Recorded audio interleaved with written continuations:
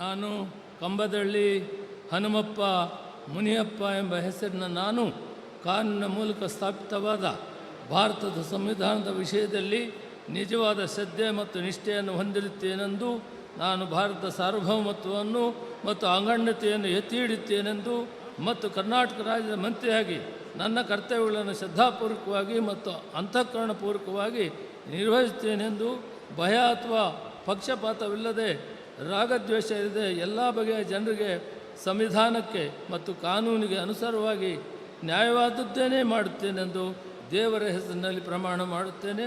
ಶ್ರದ್ಧಾಪೂರ್ವಕವಾಗಿ ಪ್ರತಿಜ್ಞೆ ಮಾಡುತ್ತೇನೆ.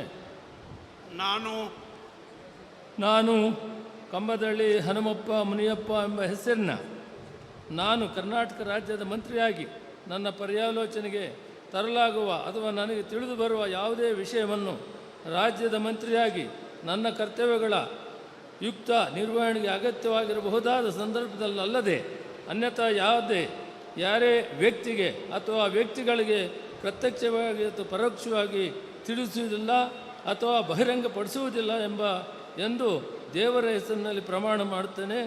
ಶ್ರದ್ಧಾಪೂರ್ವಕವಾಗಿ ಪ್ರತಿಜ್ಞೆ ಮಾಡುತ್ತೇನೆ.